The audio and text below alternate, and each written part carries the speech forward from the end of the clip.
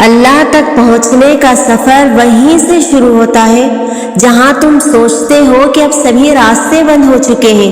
جب دنیا تمہیں تھکا کر سجدے میں گرا دیتی ہے تب وہ رب تمہیں سنبھال لیتا ہے اور پھر سے اسی دنیا کے روبرو لا کر کھڑا کر دیتا ہے۔ کبھی سوچا ہے کہ تم میں اتنی ہمت اور بے خوفی کہاں سے آئی ہے؟ جب تم اللہ کے فیصلوں پر یقین رکھتے ہو تو وہ تمہیں ان فیصلوں پر راضی ہونے کے لیے بے حد صبر دے دیتا ہے۔ لمبی اڑان سے پہلے وہ تمہیں ہواؤں سے لڑنا سکھاتا ہے تاکہ تم جان سکو کہ یہ مسافتیں بہت دشوار ہیں، اور کائنات کی زندگی اگر اتنی آسان ہوتی تو صبر کبھی جنت کے دروازوں میں سے ایک دروازہ نہ ہوتا۔ توکل رکھو، جو امیدیں اللہ سے وابستہ کر لیتے ہیں وہ پھر ان کے دلوں کو کبھی مایوس نہیں ہونے دیتا۔ وہ ہتھیلی تب تک خالی نہیں ہونے دیتا جب تک اسے بہتر چیز سے بھر نہیں دیتا۔ تم اسے تھامے رکھو، پھر وہ بھی تمہیں کبھی تھکنے نہیں دے گا۔ وہ جانتا ہے سب جو تم ظاہر کرتے ہو اور جو کچھ چھپائے ہوئے ہو۔ وہ اس دکھ کا بھرم کبھی نہیں توڑے گا جو تم نے اس کے سوا اور کسی کو نہیں سنایا۔ تم اسے وقت دو، وہ تمہارا وقت ٹھیک کر دے گا۔ تم عارضی طور پر ابھی ایسا لگے گا کہ سب ختم ہو گیا ہے، مگر وہ تمہیں پھر سے اس آزمائش کے بعد زندگی کی جانب واپس لے آئے گا۔ جو تم سے دور کیا گیا ہے وہ بہتر بنا کر تمہیں واپس کر دیا جائے گا۔ آپ کو اگر یہ معلوم ہو جائے کہ پسِ پردہ اللہ آپ کی مدد کے لیے کیا کچھ کر رہا ہے اور اس نے اپنی کتنی ساری نعمتیں آپ کے نصیب میں لکھ رکھی ہیں، تو آپ کو سمجھ آ جائے کہ یہ ساری آزمائشیں جن سے آپ کا بھی سامنا ہو رہا ہے وہ کیوں ہو رہا ہے، اور یہ جان کر آپ کا دل اللہ کی محبت سے پگھل جائے کہ اس نے آزمائشوں میں بھی آپ کے لیے کس قدر خیر رکھی ہے۔ اگر آپ کو لگتا ہے کہ آپ کی پریشانیاں سب سے زیادہ ہیں تو اس کی وجہ یہ ہے کہ اللہ جانتا ہے کہ آپ سب سے زیادہ طاقتور ہیں۔ اسے پتا ہے کہ آپ ان آزمائشوں کا سامنا کر لیں گے۔ اس پر بھروسہ رکھیں۔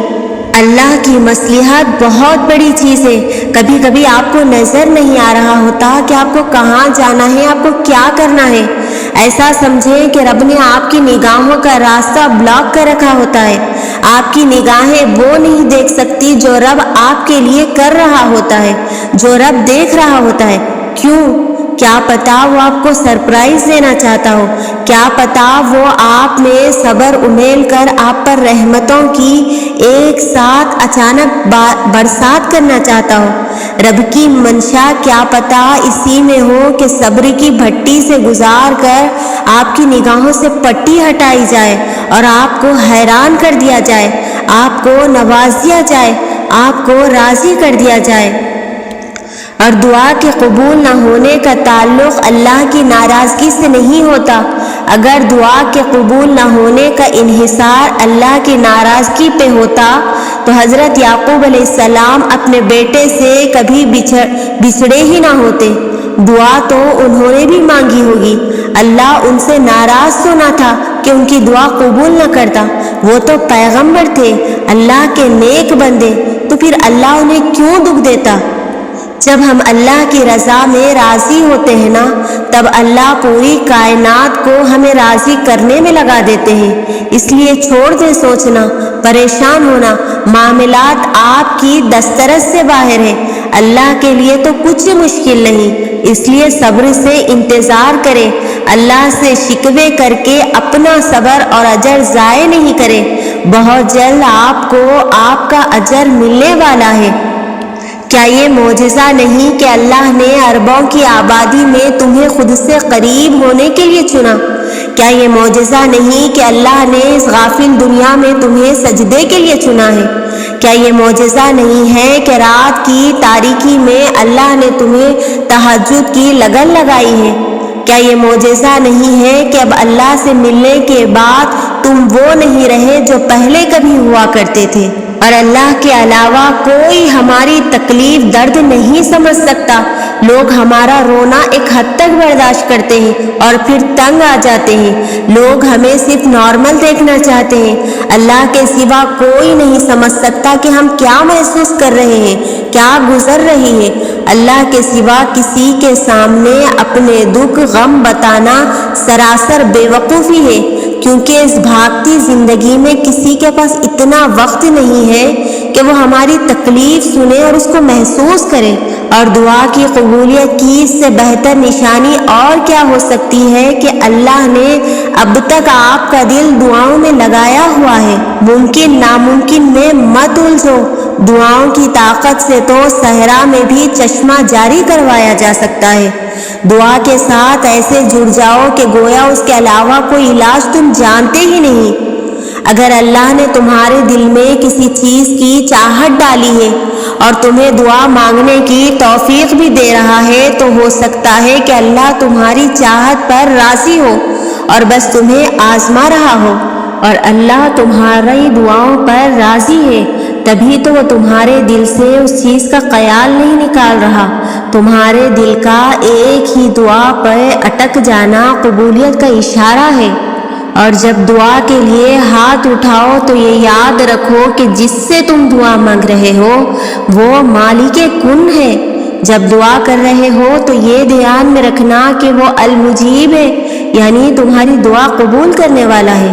اور جب دعا مانگ لو تو تم یہ یقین رکھنا کہ دعا قبول ہونے والی ہے، کیونکہ وہ القادر ہے، یعنی ہر چیز پر قدرت رکھنے والا ہے۔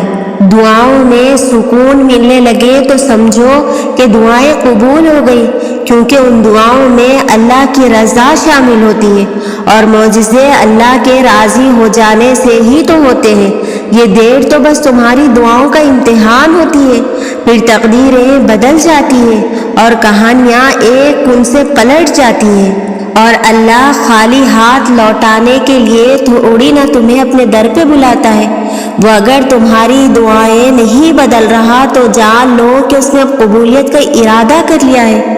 جس پکار کو وہ خود تمہارے منہ سے سننا چاہتا ہے، جس پکار کو وہ خود تمہارے منہ سے سننا چاہتا ہے، وہ اسے پھر رد کیسے کر سکتا ہے؟ اگر اللہ تمہارا دل نہیں بدل رہا تو یقین رکھو کہ وہ تمہارا نصیب بدلنے پر راضی ہے۔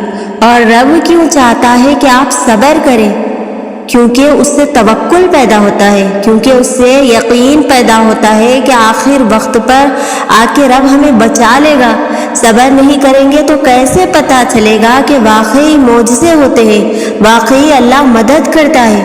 اللہ معجزے خاص لوگوں کے لیے کرتا ہے، صبر کرنے والے لوگوں کے لیے کرتا ہے۔ اور مایوس تو وہ ہوتے ہیں جن کا کوئی رب نہ ہو، دل تو ان کا ٹوٹتا رہتا ہے جو رب سے جڑے نہ ہو۔ بے سکون تو وہ رہتے ہیں جن کو رب کو یاد کرنا ہی یاد نہ ہوتا ہو۔ زندگی تو ان کی خوبصورت ہوتی ہے جو رب پر توکل کرنے والے ہوتے ہیں۔ زندگیاں انہی کی بدلتی ہے جو صبر کر کے دکھاتے ہیں، جو اللہ کو راضی کر کے دکھاتے ہیں۔ رحمان ان کو راضی کر دیتا ہے اور اس کے لیے کچھ بھی مشکل نہیں ہے۔ یقیناً اللہ ہر چیز پر قادر ہے۔